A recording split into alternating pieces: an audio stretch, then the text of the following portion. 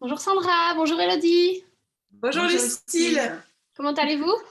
Très bien, merci. Bien aussi, merci. Merci pour ton invitation et puis merci aussi à toutes les personnes qui ont déjà participé à cet événement parce qu'on a pu voir des choses en replay. C'est super diversifié, c'est vraiment intéressant, c'est assez moderne comme concept, je trouve. Donc voilà, on a passé des bons moments en revisionnant tout ça et on est contente de partager ce petit moment avec vous sur la socialisation des enfants, du coup, aujourd'hui, pendant 1 heure.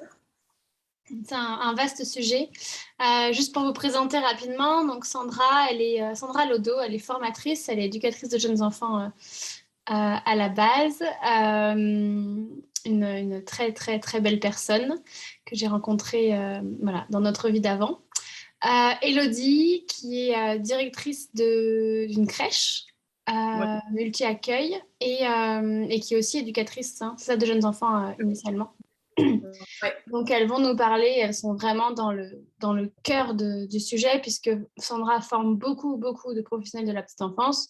Et bah, Elodie est dans le vif du sujet, puisqu'elle est à l'intérieur de ces structures.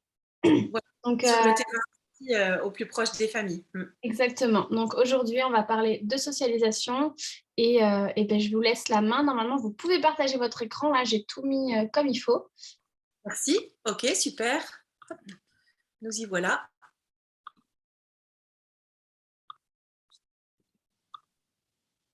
Ok, ça va pour vous? Vous voyez, Lucille, Oui, tu vois, on n'est pas que des parfait. parents. C'est parfait. Donc, on voulait démarrer pour se présenter effectivement. On voulait faire quelque chose d'un petit peu différent. Je vais présenter Elodie rapidement. Elodie, je l'ai connue quand j'étais en formation à l'école, en formation d'éducateur de jeunes enfants. Voilà, elle redira la même chose du coup.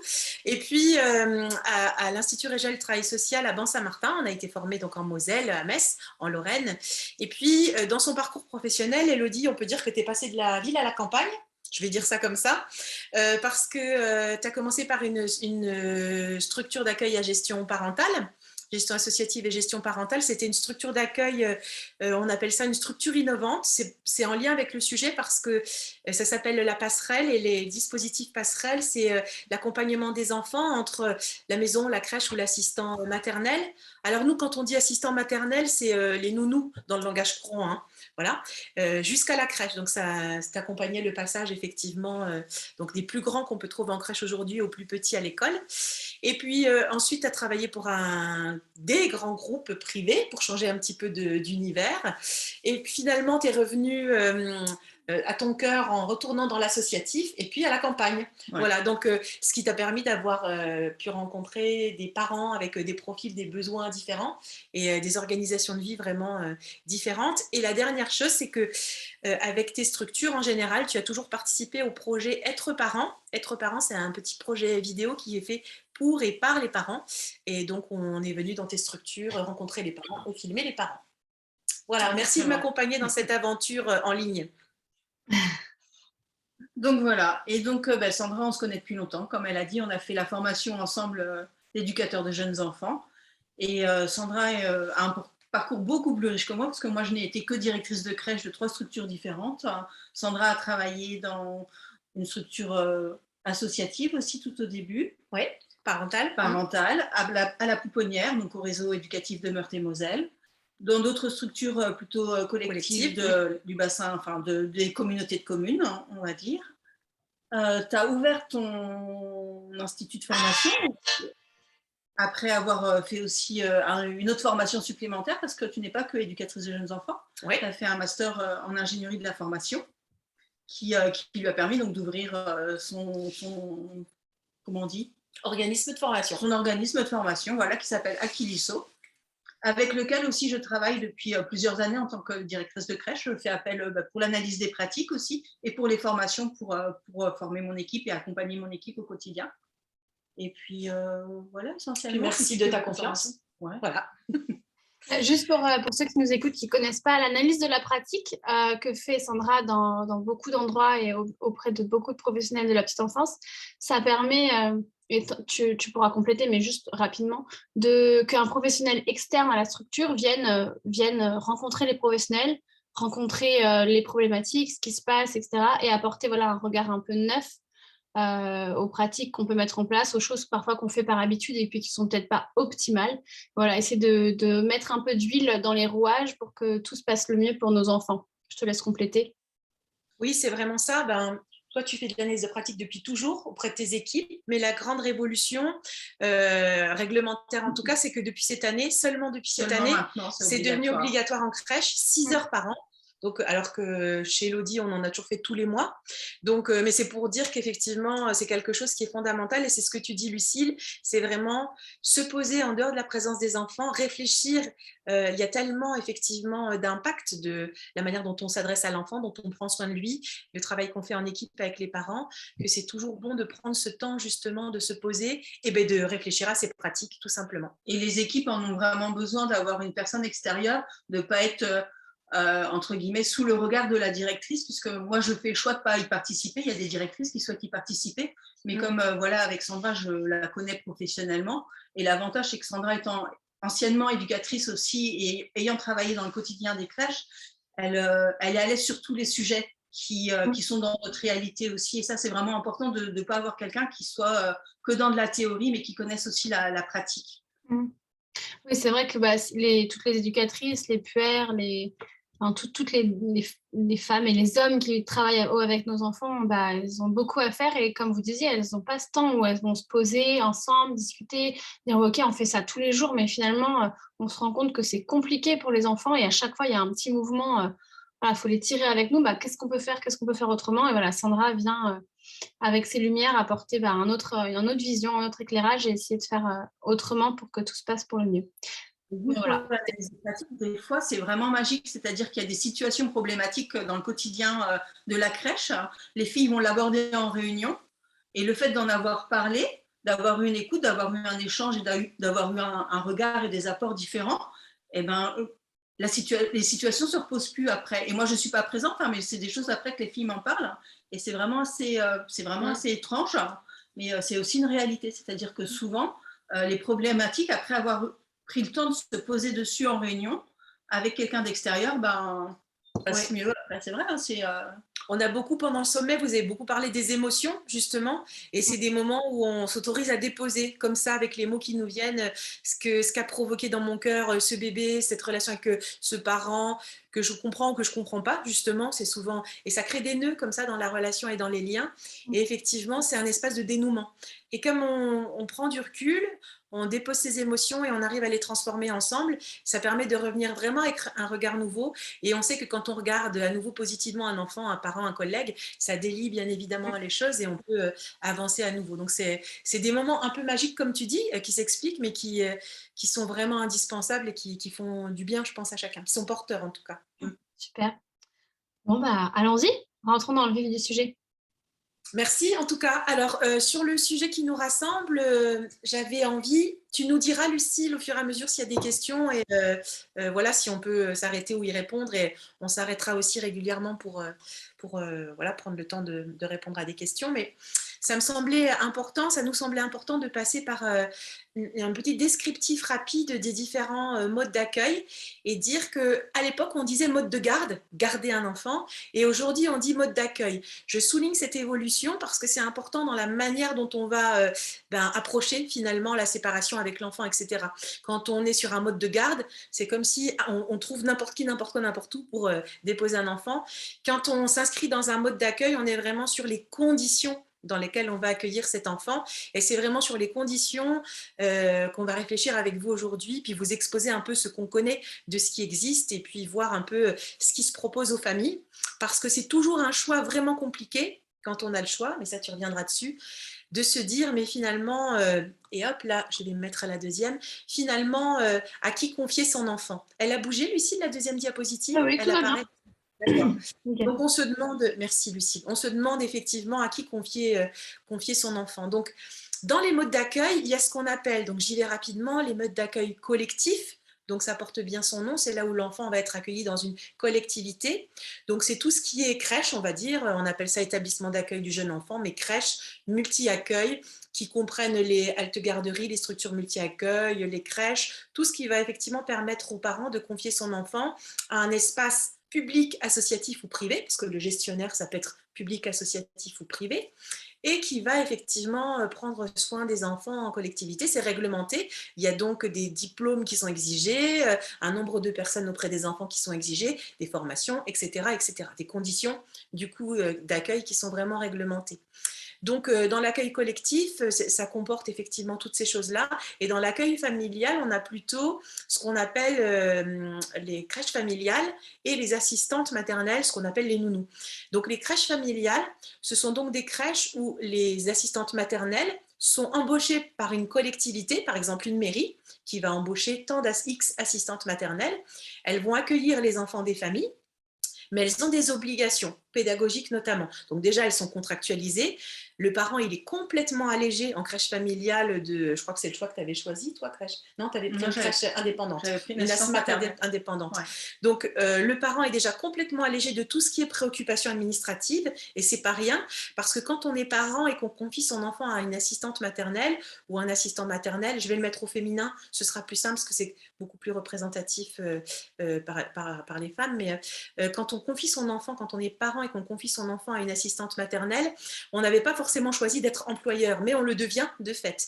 Donc la crèche familiale, c'est un dispositif alors qui est en train effectivement de se perdre, parce que c'est un certain coût pour les gestionnaires malheureusement.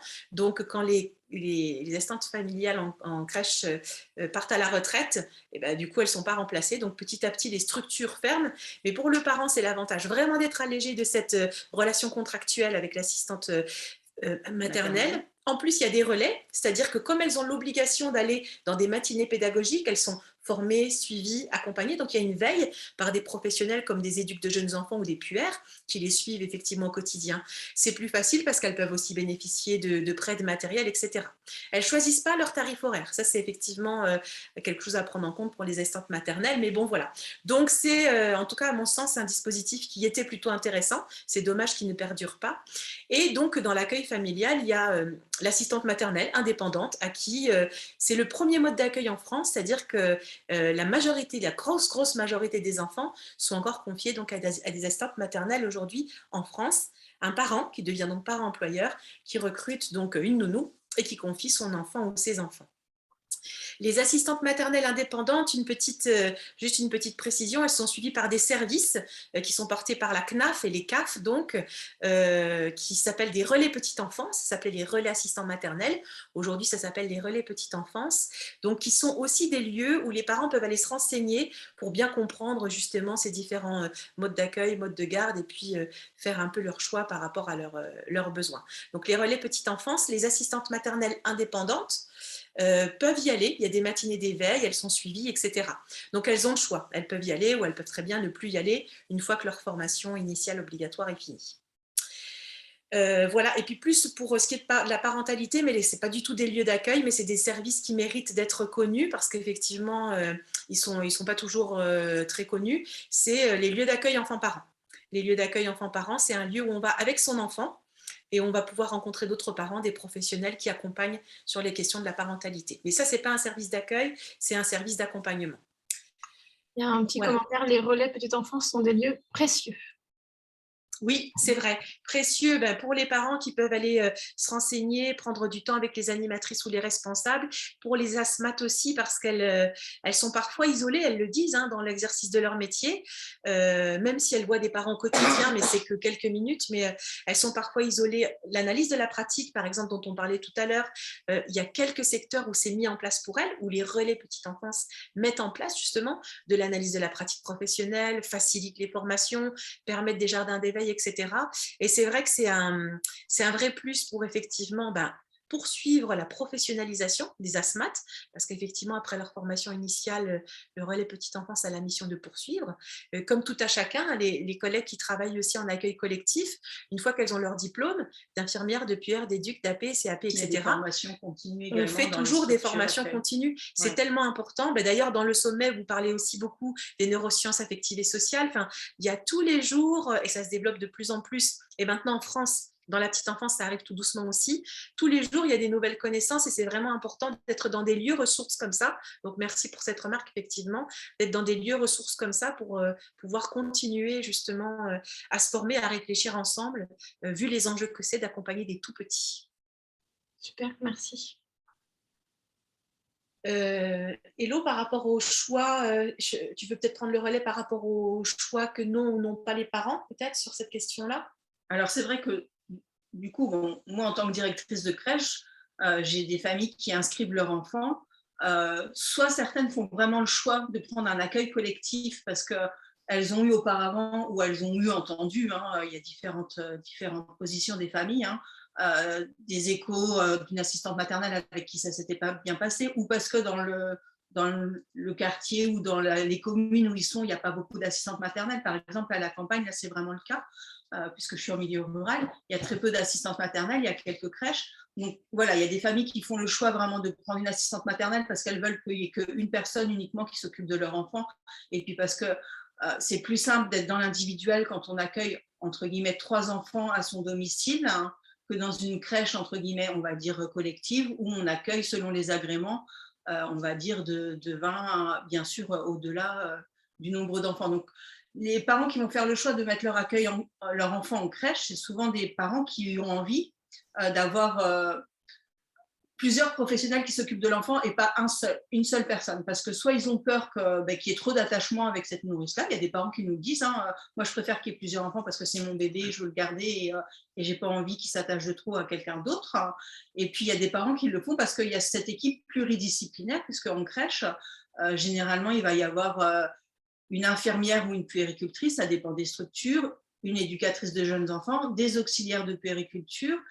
Alors, après, les termes sont différents pour les personnes qui sont titulaires d'un CAP petite enfance, donc animatrice d'éveil, assistante éducative, aide éducatrice, ça change dans beaucoup de structures, mais on va avoir généralement au moins ces diplômes-là. C'est-à-dire que, et comme disait Sandra tout à l'heure dans la présentation, au niveau de la législation, on est obligé d'avoir, alors c'est très 40% du personnel qui est soit auxiliaire de puériculture, éducateur de jeunes enfants, infirmière, puéricultrice. Donc ça assure au moins pour les parents une certaine sécurité avec du personnel qui est vraiment qualifié, puisque c'est du personnel qui peut aussi travailler à l'hôpital pour les puères, pour les infirmières ou pour les auxiliaires qui ont vraiment aussi des compétences dans ce domaine-là.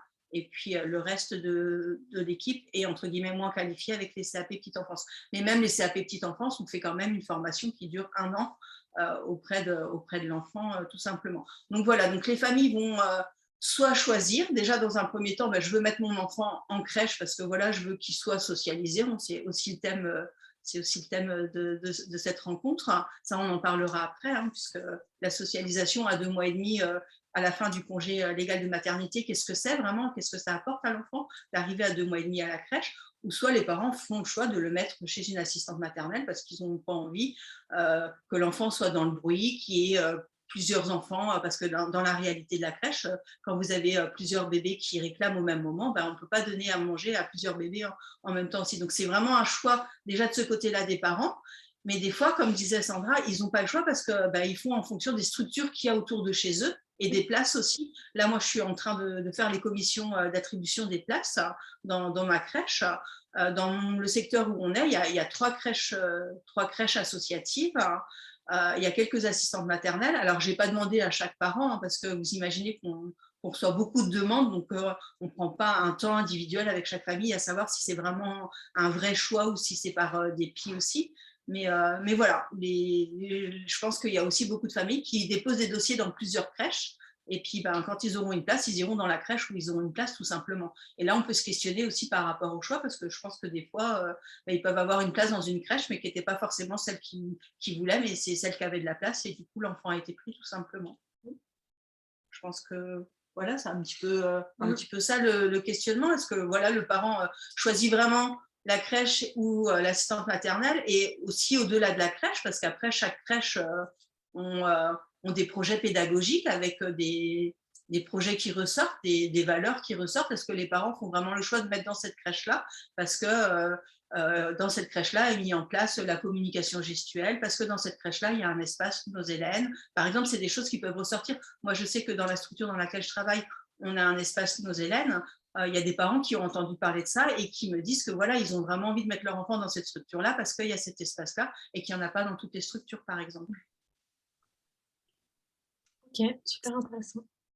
Ce qui peut peut-être donner des indications aux parents, au-delà de la rencontre humaine, hein, visiter la crèche, rencontrer l'équipe, l'assistante maternelle, etc., la nounou, c'est peut-être parler du projet pédagogique, du projet d'accueil ou du projet, ce qu'on appelle le projet pédagogique. Dans les structures collectives, il existe et il est souvent consultable, je l'espère en tout cas par les parents. Chez l'assistante maternelle, il est censé exister aussi. On fait des sensibilisations en formation. Elles sont censées en avoir construit un qu'elles appellent projet d'accueil ou projet pédagogique, mais ça montre à voir comment l'adulte pense, la manière dont il veut accueillir l'enfant. Et c'est quelque chose de vraiment important parce que ça va montrer aussi quelle place on laisse aux parents, à l'éducation du parent. Parce que le parent, il n'arrive pas comme, en théorie, comme un consommateur qui va faire en sorte que la crèche va lui expliquer comment ça marche et la SMAT va lui expliquer comment ça marche. Il a aussi des attentes, il a des besoins. C'est important qu'il transmette aussi les besoins de son tout petit, ses attentes, etc. Et que tout ça, ça se co-construise quand même.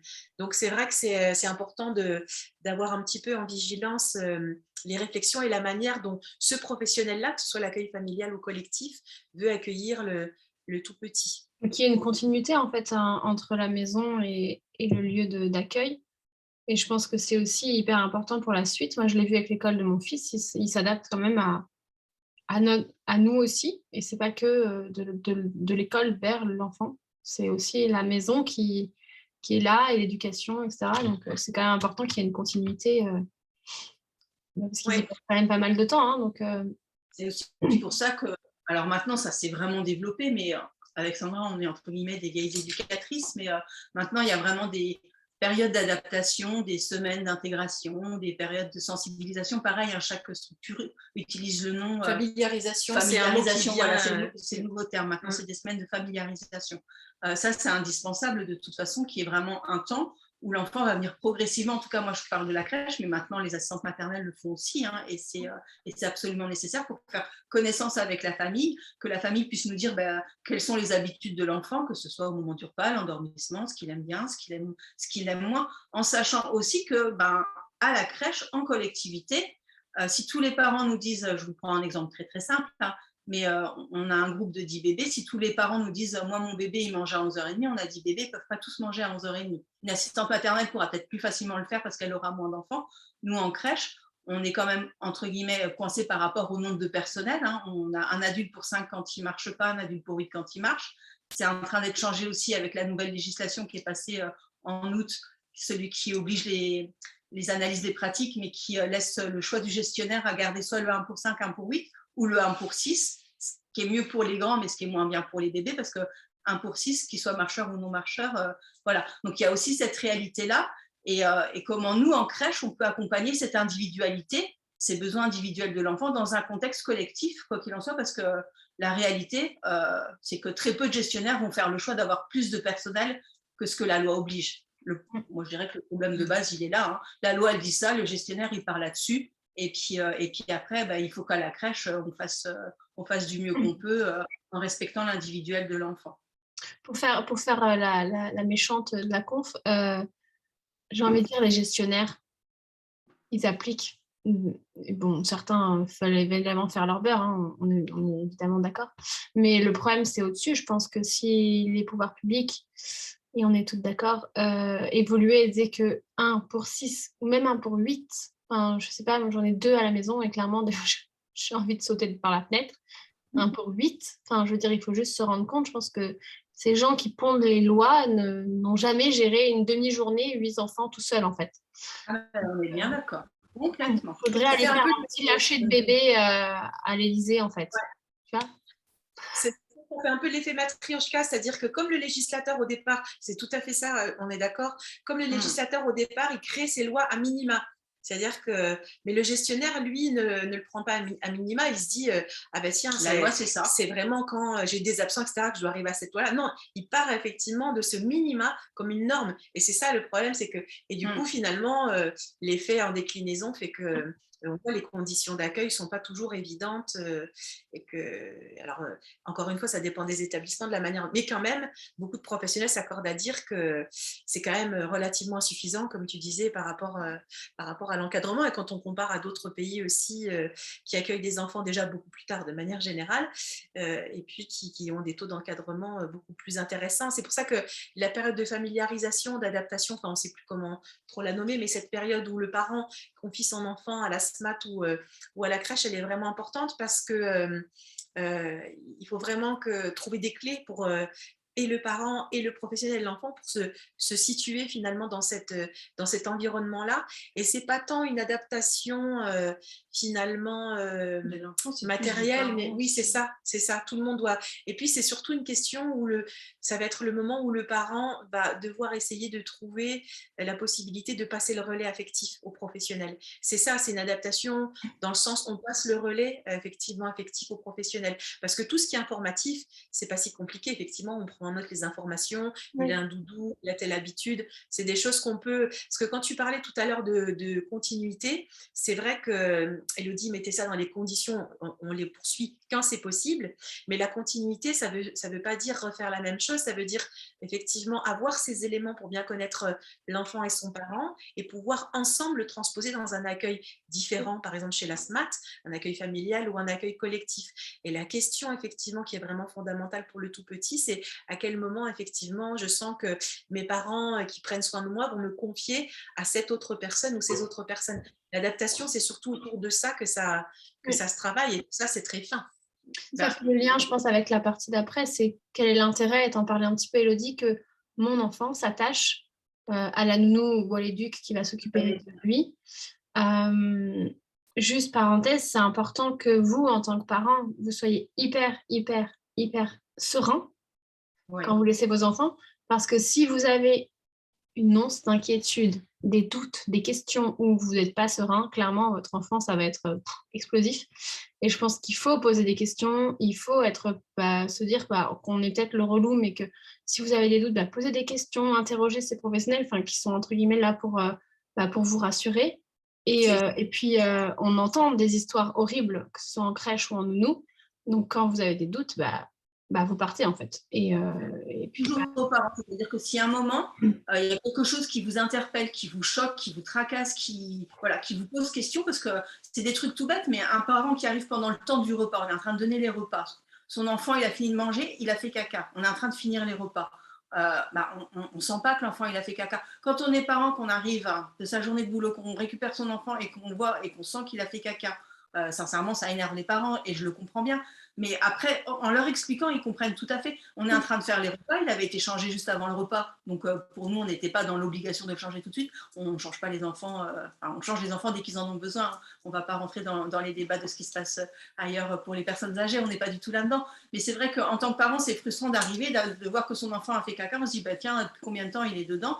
Et voilà, on va transmettre, regardez, on est en train de finir les goûters, il vient de manger à l'instant, on l'a changé il y a une demi-heure, on finit les goûters et après on allait le changer parce qu'on s'en serait rendu compte. Mais il y a aussi une continuité des soins, une priorité avec les moments des repas où à un moment, on est en train de faire les repas et on fait l'échange après. Bien évidemment, s'il vient sur nous et qu'on se rend compte, en plus là avec les masques, sincèrement, c'était compliqué. Hein. C'est plus difficile de sentir les odeurs de sel avec le masque, donc des fois il y avait des petits ratés. Mais moi je préfère que le parent vienne me dire, je suis pas contente, j'ai récupéré mon enfant, il avait fait caca, qu'on puisse lui expliquer notre organisation et qu'il avait été changé avant, ça fait pas 3 heures qu'il est dans son caca, qu'il reparte et qu'il soit pas content et c'est plein de petites choses comme ça aussi et vraiment moi j'encourage vraiment les parents à le dire aux professionnels directement parce qu'ils sont dans leur quotidien ou de venir me voir quand ça va pas parce qu'il n'y a aucun souci, on est là pour...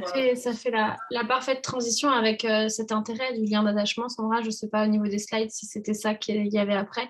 Mais, oui, c'est ça, effectivement, ouais. C'est effectivement, on voulait partager avec vous le fait que très souvent, on nous sollicite pour des questions de séparation, comment on peut accompagner la séparation ou comment on peut aider à la socialisation, etc. Mais c'est comme si on sautait une marche finalement.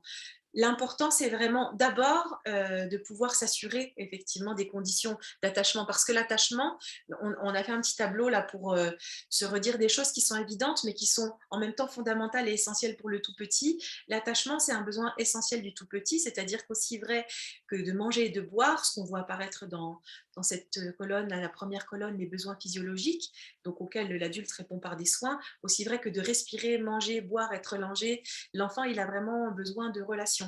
Alors, ce n'est pas que de relations, c'est de relations stables, fiables, prévisibles, qui vont pouvoir lui permettre de ressentir dans le regard d'un adulte que c'est un être à part entière, qu'il est, alors ça c'est les principes de la CNV, vous l'avez abordé dans certaines visios aussi, qui va lui faire ressentir à ce tout petit qu'il est capable, valable et aimable, pas aimable au sens poli, mais aimable au sens, voilà, j'ai le droit d'être aimé et je peux être aimé en tant que personne à part entière et comme je suis et qui je suis.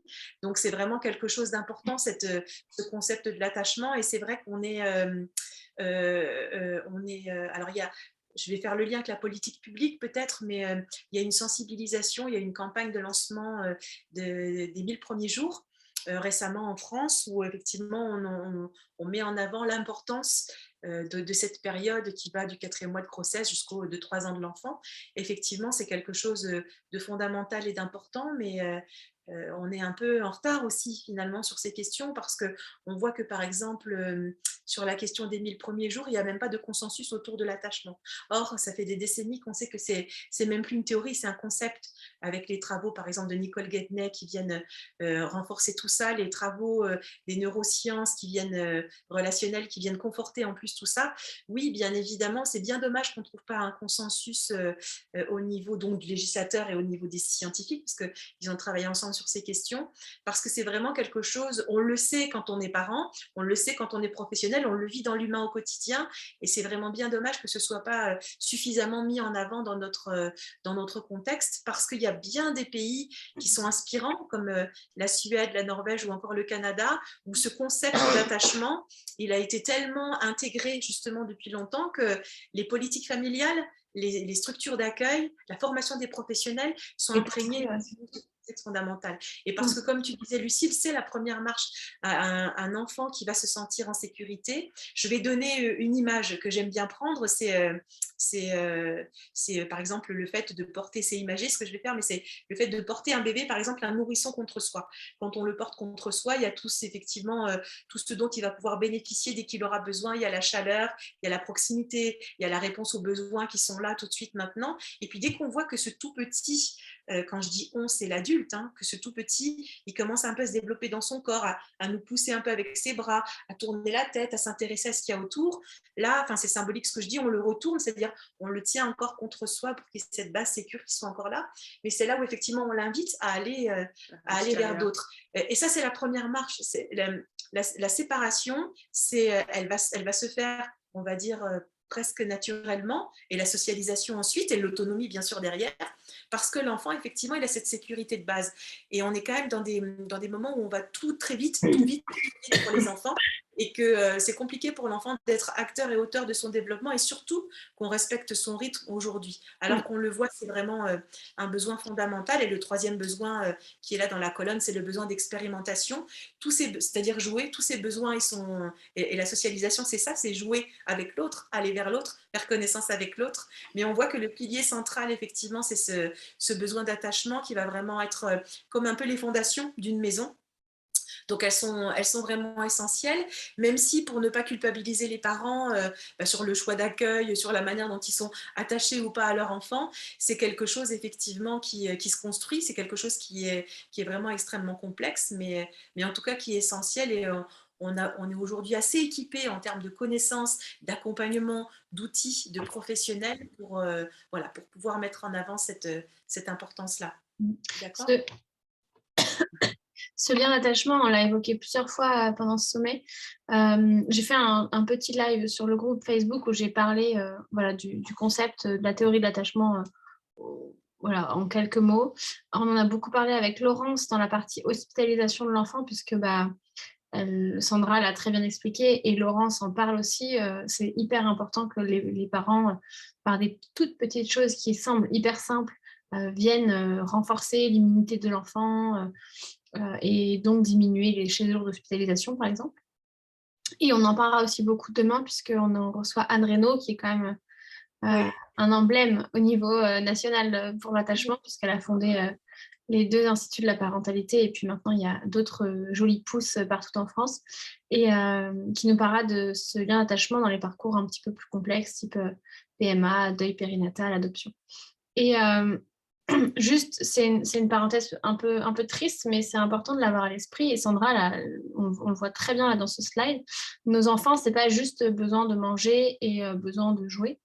Il y a cette composante socio-affective et il y a eu, il n'y a pas si longtemps, on ne parle pas de milliers d'années malheureusement, en Roumanie, dans un orphelinat, ils ont fait, alors, je ne sais pas si c'était une expérimentation ou si c'était fortuit, mais des enfants à qui on donnait à manger, on changeait, mais ils restaient clairement dans leur lit et il n'y avait pas de contact humain. Et ces enfants, il y en a qui sont décédés parce qu'il n'y avait pas d'attachement, justement. Ils n'avaient pas de professionnels de référence, ils n'avaient même personne qui s'occupait d'eux au niveau affectif, qui les regardait, Et ce qui montre bien que ces 3 piliers, il n'y en a pas un qui est plus important que les autres. Enfin, ils ont besoin d'attachement autant qu'ils ont besoin de manger, quoi, comme disait Sandra. Voire même plus. Par rapport à ton expérience à la pouponnière, sans aller jusqu'à là, mais tu as eu affaire à des bébés qui étaient entre guillemets abandonnés et qui n'arrivaient pas à recréer ce lien d'attachement et qui se laissaient aller, en tout cas qui dépérissaient.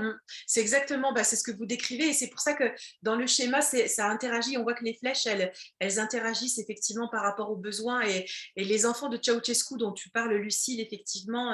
Alors ça, c'est issu, quand on parle d'attachement, on parle des travaux de John Bowlby et de Marianne Swartz. Je vous parlais de Nicole Gedney parce qu'elle est aujourd'hui là et contemporaine, mais c'est pour ça que c'est ça qui est intéressant. C'est des connaissances qu'on a depuis tellement longtemps, même si elles évoluent, elles se perfectionnent. Et puis finalement, René Spitz s'est dit à un moment donné, ah oui, d'accord, cette théorie de l'attachement, mais finalement, quand il n'y a pas cet attachement. Et donc, tous les travaux de René Spitz nous ont appris l'hospitalisme, c'est ce que tu décris très bien, Lucille, dans les orphelinats de Ceausescu, où effectivement, on n'était que dans du soin physiologique, où effectivement, on avait des adultes qui pouvaient nourrir les enfants et les langer, et ça s'arrêtait là. Et effectivement, ils entrent dans une forme de dépression qui s'appelle l'hospitalisme. Il va y avoir toute une capacité de résistance de l'enfant, ce qu'on a vu aussi dans d'autres interventions, que l'enfant a bien des moyens de communication. Il pleure, il se manifeste par la peau, par son comportement, etc. Et puis à un moment donné, quand les réponses n'arrivent pas, il entre dans la phase de résignation, et puis ça peut aller jusqu'à ce qu'on appelle la dépression morbide, c'est-à-dire la mort du nourrisson. Et c'est vrai qu'encore aujourd'hui, dans nos institutions, comme par exemple les pouponnières, mais c'est pas pour faire des raccourcis, mais on sait que quand des enfants souffrent effectivement de carences relationnelles, c'est-à-dire n'ont pas pu mettre en place ce lien d'attachement, on va plutôt davantage les confier à une famille d'accueil, ce qu'on appelait communément une famille d'accueil, c'est-à-dire une assistante familiale, pour que l'enfant ait une personne qui va effectivement pouvoir plus précisément prendre soin de lui, créer effectivement une référence, créer un attachement sécure, enfin dans l'idéal, créer un attachement, en tout cas au moins. Ouais, au moins un attachement. Voilà, vous verrez qu'il y a plusieurs types d'attachement. Mais c'est vrai, donc oui, ça démontre avec, c'est des expériences que vous trouverez, que vous trouverez facilement sur YouTube, mais c'est vrai que c'est des choses qui ont existé et qui existent encore. C'est pour ça qu'on se redit que c'est tellement important de partager vraiment cette importance du lien d'attachement, et que c'est ça la première marche à la vie sociale en fait de l'enfant. Il y a d'abord la construction individuelle, les fondations, et puis après il y a cette vie sociale. Super, merci beaucoup. Je te laisse, je ne sais pas s'il y a un slide après pour l'intérêt. On avait parlé de la référente, mais je ne sais pas si c'est... Oui, et puis je voulais redire aussi sur peut-être revenir un peu en arrière, parce qu'on n'a pas tout abordé, mais revenir en arrière, peut-être que certains parents vont rencontrer aussi des micro-crèches et des maisons d'assistants maternels. Ça, c'est aussi des structures qui existent maintenant. Alors, il y a des micro-crèches qui peuvent faire partie des crèches dont on a parlé tout à l'heure, parce qu'elles sont réglementées et encadrées. Et il y a d'autres micro-crèches qui fonctionnent avec la prestation d'accueil du jeune enfant. Bon, ça, les parents voient ce que c'est effectivement une aide financière de la CNAF. Et celles-ci donc, ne sont pas soumises à la réglementation des établissements d'accueil collectif. Les maisons d'assistantes maternelles non plus. Je ne suis pas en train de dire que c'est bien ou pas bien. Je suis en train de dire que c'est effectivement une réalité, c'est-à-dire que, donc encore une fois, aujourd'hui, la réglementation fait qu'une assistante maternelle avec son accueil individuel, et ça me pose question plus dans le choix des parents, c'est pour ça que je voulais donner cette précision-là, quand on fait un choix de choisir une assistante maternelle, c'est peut-être qu'en tant que parent, on voudrait qu'il y ait suffisamment de disponibilité de l'adulte pour son bébé, par exemple. On se dit qu'au début, la première année, il n'y a peut-être pas trop de monde et ce collectif autour. Sinon, les parents peuvent faire d'autres choix, comme le disait Elodie tout à l'heure, la crèche, etc. Mais on peut faire ce choix et cette assistante maternelle peut aujourd'hui exercer en maison d'assistante maternelle, ou si elles sont 4, par exemple, il peut y avoir jusqu'à 16 enfants. C'est-à-dire plus que dans certaines crèches, sauf que les professionnels, effectivement, n'ont pas la même formation, le même encadrement, la même réglementation, le même suivi, etc. Donc, c'est vraiment, on voit que comme le pays est vraiment en gros manque de places d'accueil, de places de garde, enfin, je sais pas, voilà, en tout cas de places d'accueil, on va dire. Du coup, il y a des petites choses qui se développent, comme les structures privées, parce que quand on avait démarré à l'époque, nous, en tant que travailleurs sociaux, nos premières missions, la petite enfance, c'était vraiment des établissements de services publics, c'est-à-dire que c'était vraiment les choix d'une collectivité, une volonté publique de mettre de l'argent pour ouvrir une crèche. Aujourd'hui, depuis l'avènement des crèches privées, c'est devenu rentable, lucratif de créer des crèches. Donc, c'est vrai qu'on voit que ça a vraiment révolutionné quand même le milieu des modes d'accueil et de la petite enfance et les métiers. Alors, le bon côté, c'est qu'il y a des choses qui se développent, il y a des choses qui émergent, mais on voit qu'il y a quand même un décalage entre, vous voyez, on le disait tout à l'heure, les connaissances qu'on a effectivement sur les besoins d'attachement et puis la manière dont se développent certaines structures qui finalement ne considèrent pas toujours ou suffisamment. Il y a encore des structures aujourd'hui où on se dit qu'on ne met pas en place de référent, par exemple, ou un groupe limité auprès des enfants. Ça veut dire que c'est comme si effectivement on ne prenait pas, on ne préparait pas de repas et de boissons toute la journée pour l'enfant. C'est comme si on ne réfléchissait pas à ces questions. C'est vraiment... Et quelles que soient les structures. Oui. Quelles que soient les J'ai le cas là où j'habite et je suis déjà intervenue dans cette structure mandatée par la mairie, où très récemment, ils ont enlevé les référentes. Alors clairement, sous couvert de ça se passe très bien, c'est plutôt une organisation derrière qui est plus simple pour elles. Mais je trouve ça dingue que des directrices de crèche, et Elodie... moi, je suis... je trouve ça complètement dingue qu'elles osent dire c'est vrai, c'est plus simple, et puis les enfants, au moins, c'est... Alors que clairement, toute la science, et il y a un consensus, là, il n'y a même pas une once de questionnement dessus, toute la science montre que les enfants ont besoin d'attachement et les enfants ont besoin d'une référente dans leur lieu d'accueil. On est dans une réalité petit à petit où maintenant, la priorité, c'est l'adulte avant l'enfant. C'est ça. Et moi, j'en parle en connaissance de cause, bien évidemment. J'ai toujours fonctionné en référence, que ce soit même dans ma première structure. On sortait juste de l'école, on venait juste de lire l'OGSI et le maternage insolite, donc c'était vraiment quelque chose de nouveau, et il y a des choses sur lesquelles j'avais déjà accroché. Et dans la dernière structure, et je connais des structures qui fonctionnent sans référence non plus. Et moi, le point de départ, je suis obligée de repartir sur l'attachement, les besoins de l'enfant. Et les filles, quand elles me disent « oui, mais c'est bien comme ça nous permet de s'occuper de tous les enfants ». Mais sincèrement, moi, je m'en moque qu'elles s'occupent de tous les enfants. Ce n'est pas mon intérêt. L'intérêt, c'est de l'enfant. Et que l'enfant, il ait 4-5 professionnels qui s'occupent de lui tout au long de la journée, ce n'est pas possible. On sait qu'ils ont besoin de repères, ils ont besoin de sécurité. Ça ne leur correspond pas du tout. Et quand ça vient de directrice, c'est encore pire. Enfin, moi, je ne peux pas du tout défendre ce genre de cause, ça c'est clair. Mais j'en entends aussi. Ça me fait penser un peu ce que tu nous avais parlé, Lucille, du bouquin d'Héloïse Junier, Pour ou contre. Et la discussion, ça me fait penser un petit peu à ça, justement, où comment est-ce qu'on va se situer par rapport à ça. Par exemple, dans cette situation, les professionnels vont dire on va être dans des appréhensions plutôt que dans le temps de l'enfant. C'est-à-dire qu'elles vont se dire, oui, mais alors si on fait des référentes, et si elle est enceinte, et si elle part en vacances, et si, Enfin, elles sont même pas là. On est dans des tas d'appréhensions comme ça qui vont en fait empêcher finalement de penser ça maintenant, ou des questions d'organisation, ou des questions... Et du coup, on n'est pas du tout sur les besoins de l'enfant, mais sur plutôt la représentation de l'adulte. Et puis les besoins, moi, des fois, elles vont me dire...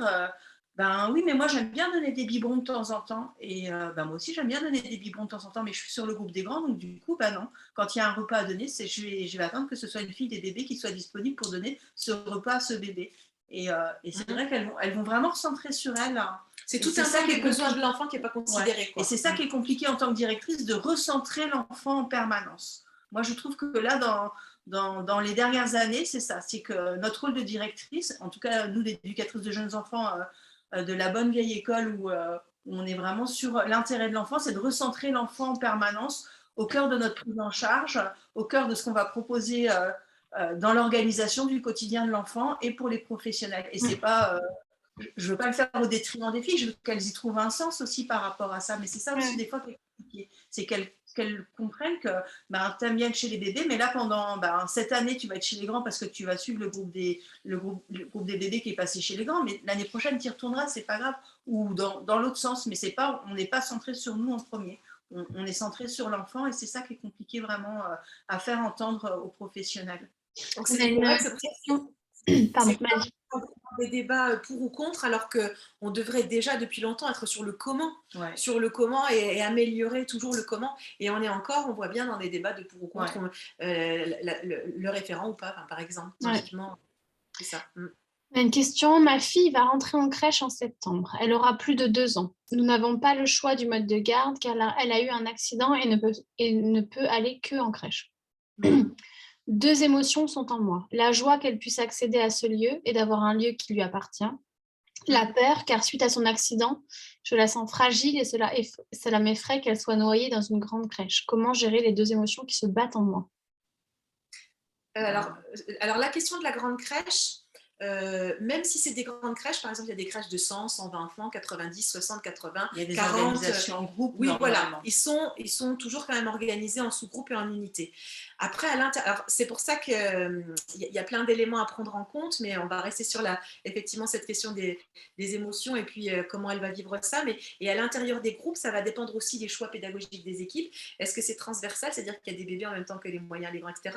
Ou est-ce que c'est un petit peu par tranche d'âge? Donc l'aménagement de l'espace, et là pour cette petite fille, l'aménagement de l'espace, il me semble que ça va être important, mais l'aménagement de l'espace, c'est pour ça qu'on parlait du projet pédagogique tout à l'heure. Comment cette structure va accueillir les enfants et comment, surtout, ils vont accueillir cet enfant-là. Chaque parent est légitime. S'il y a eu un accident, peut-être qu'il y a un PAI à mettre en place, un protocole d'accueil individualisé. On ne le fait pas uniquement en cas d'allergie alimentaire, on peut le faire aussi en cas de tout besoin particulier. Voilà. Le PAI, il est mis en place par un médecin, c'est ça, hein? Le médecin et l'infirmière de la crèche ou la directrice de la crèche. Je vous confirme qu'il y aura un PAI parce qu'elle a répondu et que ce sera par tranche d'âge. Oui, c'est ça. Donc ça, c'est déjà quelque chose, effectivement. C'est déjà positif. Oui, voilà, c'est déjà positif parce qu'on va pas accueillir un enfant, on va accueillir 7 enfants. Et la nuance, elle est vraiment, c'est quelque chose d'important. Et puis, c'est des appréhensions qu'on entend souvent de la part des parents. Et c'est des appréhensions légitimes, effectivement, avant. Mais quand on voit que l'expérience se fait, on voit à quel point les parents sont finalement heureux, satisfaits, soulagés, joyeux, je ne sais pas trop quel mot parce que je ne veux pas parler à leur place, mais de voir leur enfant dans un espace social, interagir avec d'autres enfants. Parce que ça, c'est des choses qu'ils ne voient jamais finalement, même si ils sortent beaucoup, qu'ils ont des cousins, des cousines, des enfants, je veux dire, bien évidemment, la socialisation, les enfants n'attendent pas, et les parents n'attendent pas l'école ou la crèche pour entrer dans ces cursus de socialisation, justement, on en reparlera. Mais effectivement, ça va être du bon de voir justement l'enfant dans des différents espaces. Et souvent, les appréhensions, elles se transforment parce qu'on a une espèce de fierté et de joie comme ça de voir l'enfant dans des interactions sociales complètement différentes. Ça résonne beaucoup ce que tu dis parce que mon fils était chez une nounou, donc voilà, on pourrait se dire que on en parlera après, mais niveau socialisation, il n'a pas eu ce que peuvent vivre les enfants en crèche, puisqu'ils étaient que 2 en plus, donc lui et une autre. Et donc, je le vois là à l'école, surtout qu'il est dans une classe, excusez-moi, où il est avec, donc lui, il est chez les petits, mais il a les moyens et les grands dans la même classe, et en plus, dans la cour, il est avec des primaires. Donc, il a une très grande différence d'âge avec les enfants, et quand on va au parc juste devant l'école, après l'école pour prendre le goûter, il joue avec des CP. Et je vois qu'il y a vraiment une interaction. Et là, je me dis, waouh, enfin, c'est quand même, il est en petite section. Et en fait, la socialisation, c'est nickel, quoi. Donc, moi, je reviens par rapport à cette maman et cette petite fille. Le groupe aussi, les enfants font attention entre eux. C'est assez stupéfiant. Mais moi, j'ai accueilli différents enfants porteurs de handicap, différents types de handicap. Et je ne sais pas quels sont les soucis de cet enfant, mais les enfants font vraiment attention entre eux. Il y a une tolérance et il y a une bienveillance entre eux. Alors certes, il y a des moments où ils font les fous et et des petites choses comme ça. Oui. Mais voilà, par rapport à ça, que cette maman n'ait pas peur du groupe d'enfants. Les enfants, il n'y a pas besoin de leur expliquer, ils se rendent compte de plein de choses eux-mêmes. L'équipe sera aussi, entre guillemets, accompagnée par rapport à cette petite fille. Donc voilà, et comme disait Sandra, malgré tout, en crèche, normalement, même si c'est une grosse crèche, généralement, c'est des unités d'équipe de 20 maximum maintenant. Donc, alors, en règle générale, je généralise, hein, je sais pas, mais le personnel est là de toute façon en nombre minimum suffisant, ce qu'on a dit tout à l'heure. Et voilà, après, peut-être maintenant que vous êtes sensibilisés à la référente, j'espère qu'il y aura une référente pour cet enfant dans la crèche. Et vous pourrez au pire leur donner nos coordonnées pour qu'on les appelle. C'est important que la personne, enfin c'est la maman, je pense, qui écrit, ou le papa là qui vient d'envoyer le message. Peut-être la maman, voilà. C'est important que la maman, justement, vraiment soit actrice du projet d'accueil de l'enfant. Ça, c'est vraiment important parce que les professionnels, je pense que là-dessus, on est d'accord, souvent, elles se posent aussi beaucoup de questions, elles peuvent avoir aussi beaucoup d'appréhension. Donc, plus ces adultes vont parler, vont déposer ça autour de l'enfant, parler, s'organiser justement sur comment on va adapter la prise en charge, et mieux ce sera, parce qu'il y aura vraiment un apaisement pour les professionnels qui vont accueillir un enfant qu'ils ne connaissent pas encore, et tout accueil est vraiment délicat parce que chaque enfant a des besoins particuliers. C'est pour ça qu'il y a vraiment une attention particulière, qu'il y ait effectivement une problématique ou pas. Il y a vraiment une attention particulière à avoir à chaque enfant qui est accueilli. Donc les professionnels, elles peuvent avoir cette attention-là. On espère effectivement qu'elle soit organisée sur la question de la référence, parce que du coup, ça facilite justement la communication, la prise en charge avec des expériences. Et puis la question des émotions, c'est vraiment important aussi de les accepter, de les vivre. C'est légitime, c'est plutôt positif, parce que si en tant que parent, on a ces émotions, ça veut dire qu'on va justement prendre toutes les précautions nécessaires pour que l'enfant soit bien accueilli, et on ne va pas hésiter, en tout cas j'espère, à aller solliciter les professionnels, dire effectivement ce qui me semble inquiétant, poser des questions et voir vraiment être acteur de tout ça, c'est vraiment important. Ça peut aussi être intéressant de poser les questions sur les APP pour savoir comment ils sont accompagnés et s'ils sont bien. Ok, je vous laisse continuer. Bien sûr. Donc l'idée, c'était vraiment de se redire que c'était important. On l'a dit tout à l'heure, la première marche, c'est vraiment la question de la sécurité affective. On l'a dit, la question de l'attachement, de la sécurité affective. Et en même temps, pour pas trop quand même mettre la pression supplémentaire aux parents, il y en a assez déjà comme ça, c'est que cette question, elle se construit aussi à plusieurs. C'est-à-dire que peut-être qu'à un moment donné dans la vie, l'enfant est arrivé à un moment donné où on était soi-même pas très sécure et qu'on n'a peut-être pas su donner la sécurité intérieure nécessaire, et puis peut-être qu'on a eu le père ou une personne tiers ou un autre parent qui a pris le relais pour combler un peu ça et puis pour sécuriser finalement l'enfant, mais peut-être pas. Donc ce qu'il faut dire, c'est que c'est jamais figé dans le marbre. On a vu tout à l'heure que c'était vraiment les fondations, et que là, plus tôt, effectivement, on arrive à mettre en place des systèmes qui sécurisent l'enfant. C'est pour ça qu'en crèche, il n'est pas possible de ne pas penser la question de la référence, ou on appelle ça référence, mais on va dire des adultes privilégiés auprès des enfants, un nombre restreint d'adultes auprès des enfants. Ça, c'est vraiment important, effectivement, de se mettre dans cette démarche-là, mais que finalement, l'idée, c'est pas de se dire, oh mince, est-ce que j'ai loupé l'attachement de mon enfant?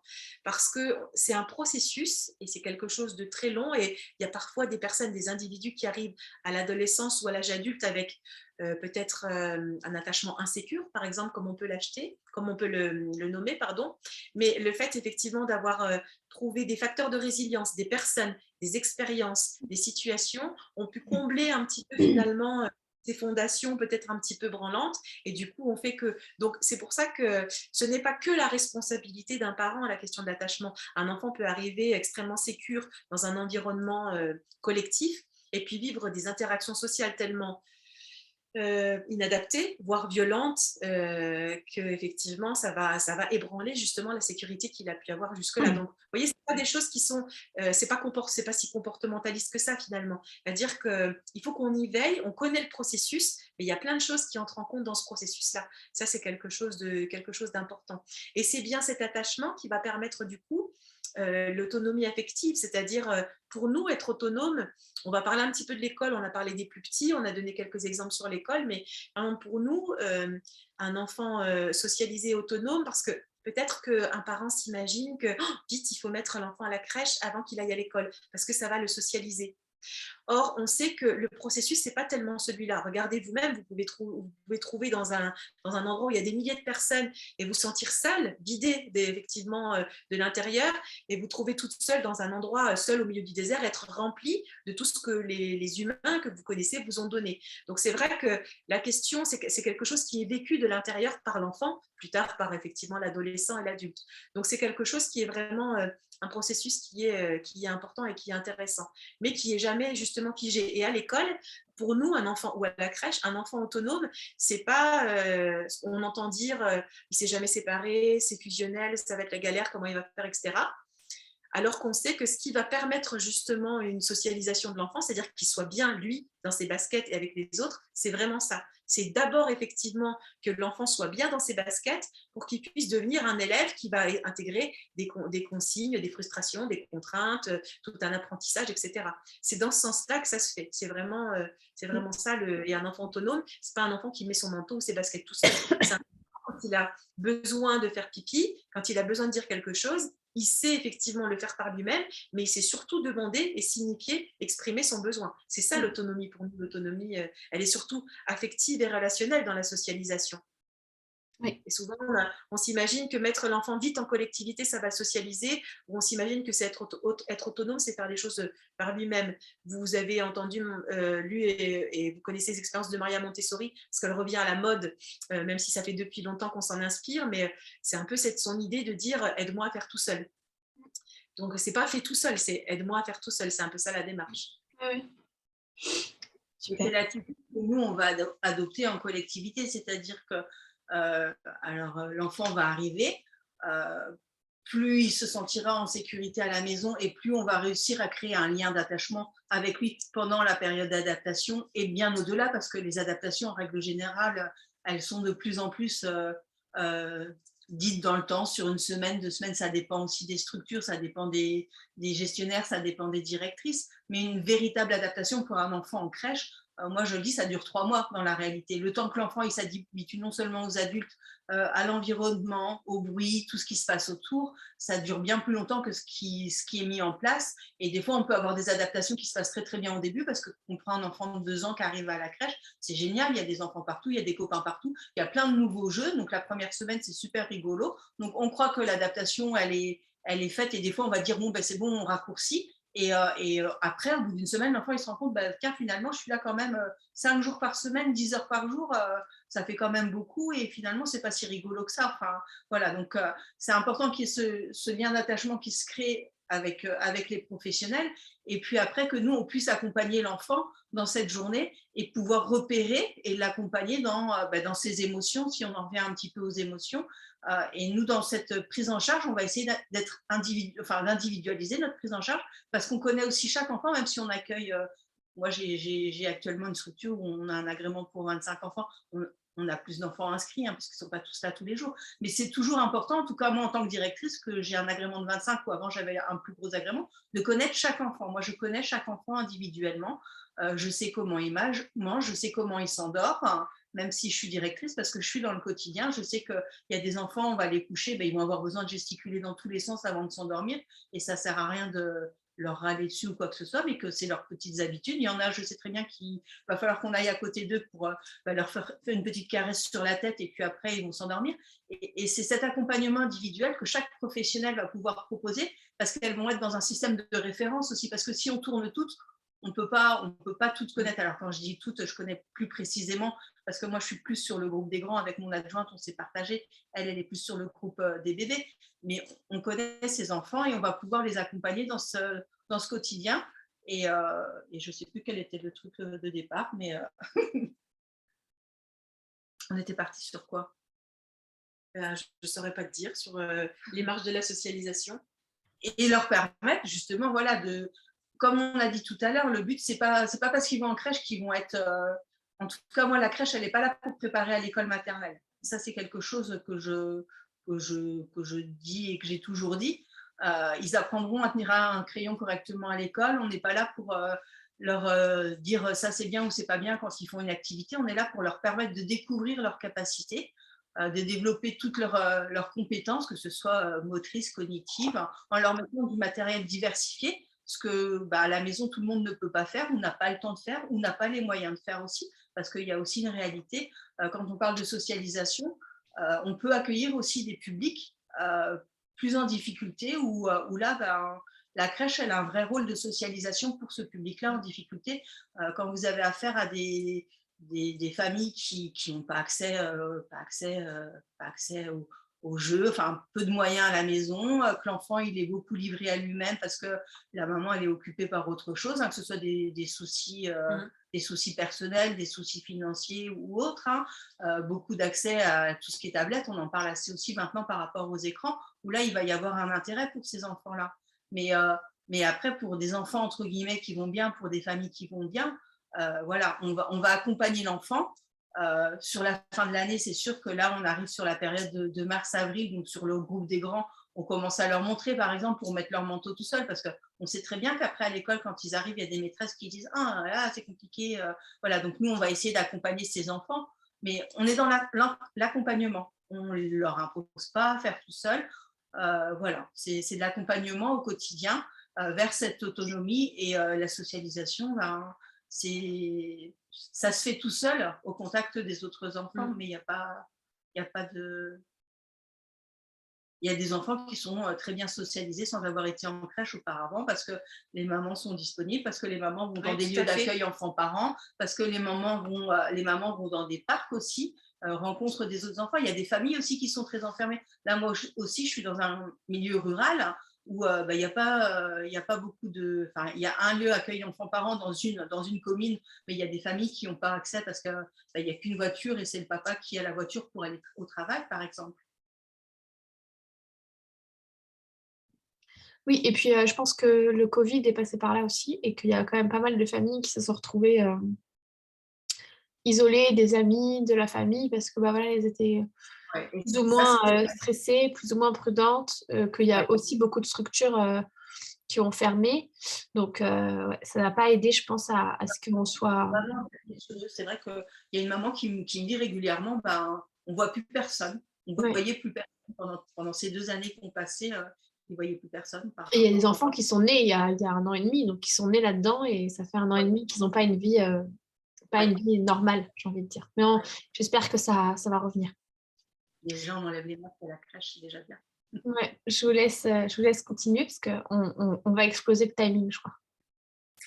Oui, et puis pour finir, peut-être se dire que le contexte, il est pas si simple, parce que c'est un point de vue vraiment personnel qui n'engage que moi, mais on est dans un contexte politique et culturel qui est pas du tout favorable en termes de politique familiale, en termes de structure d'accueil. Ça ne veut pas dire que, encore une fois, je ne rentre pas dans le bien ou pas bien, c'est une question de conditions, quel que soit son choix.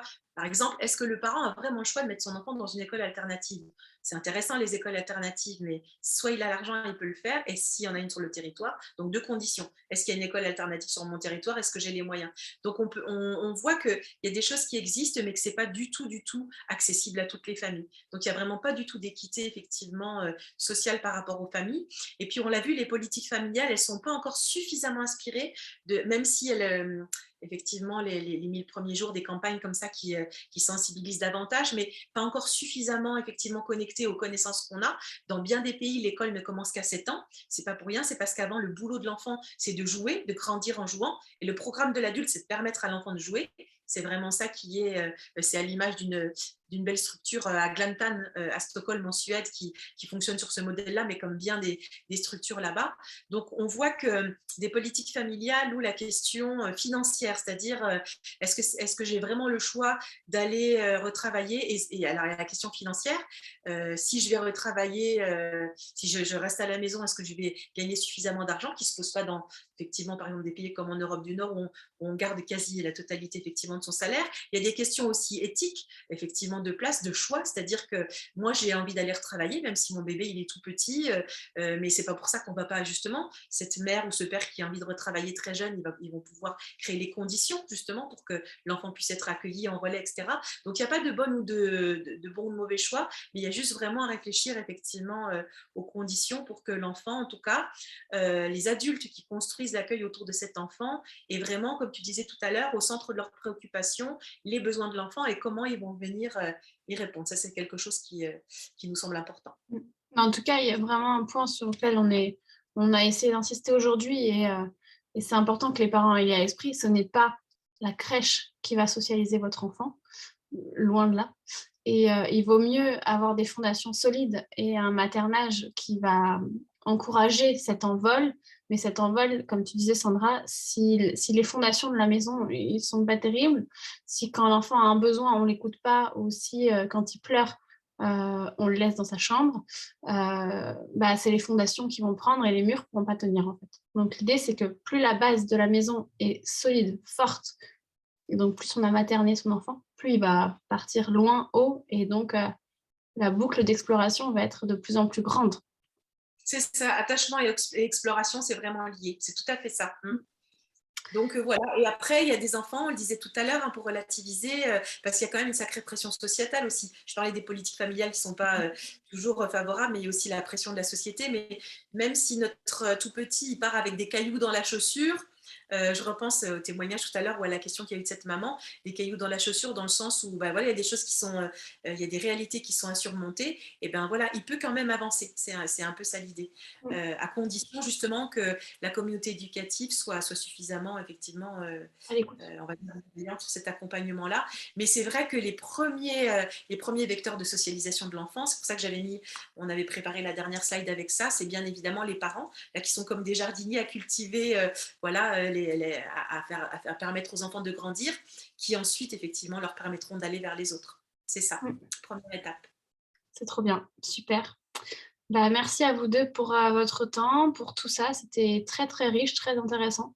Je pense qu'il y a plein de parents qui vont aller toquer à la porte de la crèche et dire « Eh oh, pourquoi il n'y a pas de référente ?» Je le souhaite vraiment. Allez-y, allez taper à la porte des crèches.